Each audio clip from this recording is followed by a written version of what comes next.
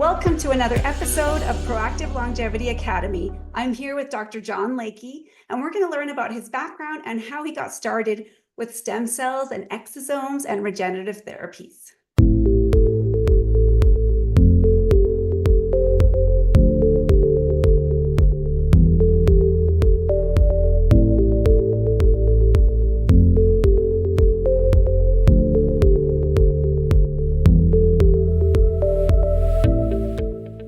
We've been using a form of regenerative medicine in the form of fat transfer, especially to face, to breast, to buttocks. And I seem to think that this was an extension of aesthetics when we talk about regenerative medicine, because the idea is we can change the structure, we can make people look younger, but ultimately, there are certain limitations on making someone look natural.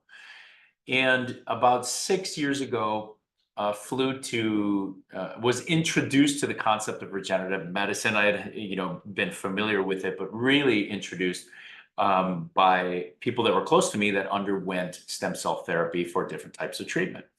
And I flew to Shanghai and Taiwan and learned some of the things that they were doing there.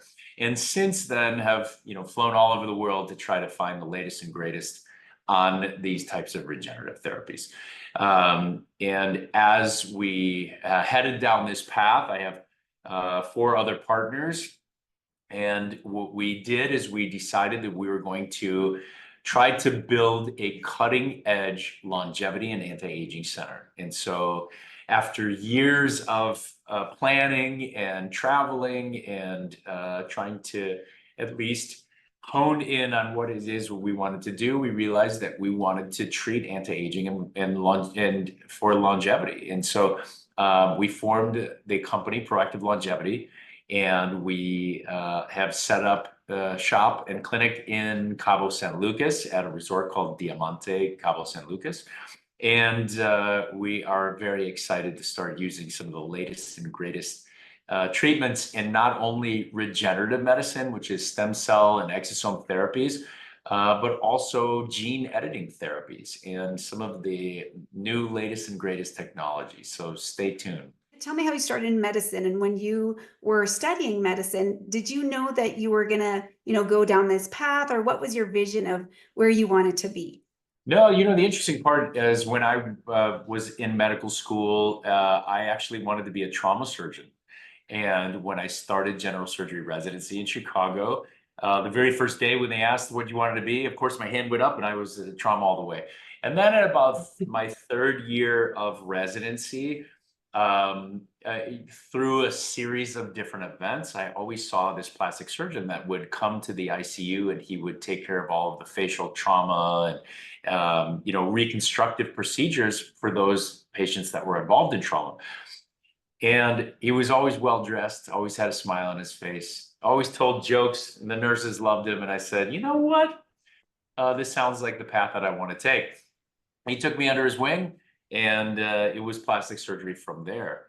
And, as I started, continuing along the path of becoming, an experienced plastic surgeon, I realized that there are some limitations in our current aesthetic plan. Right. And so the idea was that, although I could shift and lift and tighten and do all kinds of things, there's a limitation to what can be done while still making someone look natural. And so that's where regenerative medicine would come into play, and started to study this more and, met some of the world's pioneers in regenerative medicine. And my interest just ran from there. Let's move forward into when you first discovered stem cells. You went to Asia, you said, and what was Yes. your kind of like aha moment that this is what we needed to bring to North America? This is what we need to bring to the clients that you serve. It was interesting. I'll never forget. I was in Taipei and I went to a lab, just a state-of-the-art lab. And we went through all the sterility processes and kind of discussed. We were at a roundtable panel with a bunch of PhDs. And it was interesting. They were each talking about their area of expertise. And I'll never forget, there was one scientist who was doing cancer therapies.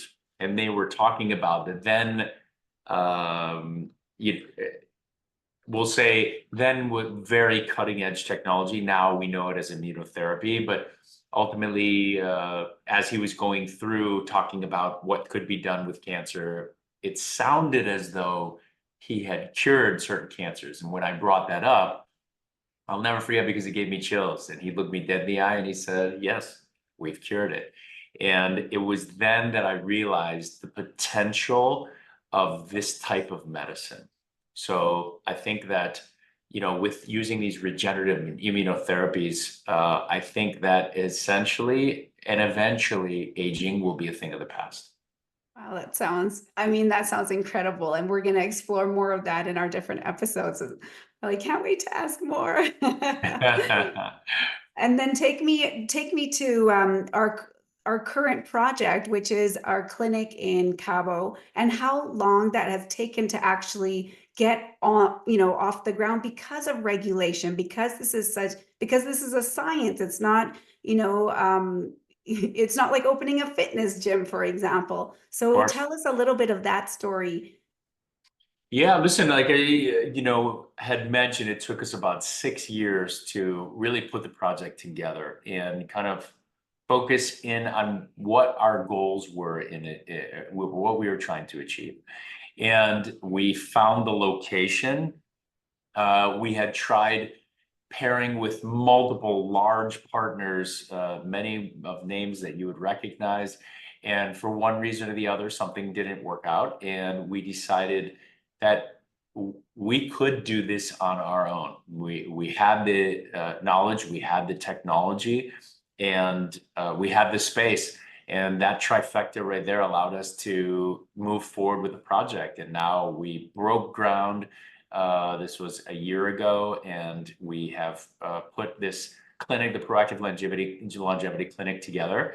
And we've already started to treat patients, and our grand opening will be here coming up in just a short while. Thank you, Dr. Layke. Thanks, everybody. We'll see you in another episode. All right, take care. Good to see you.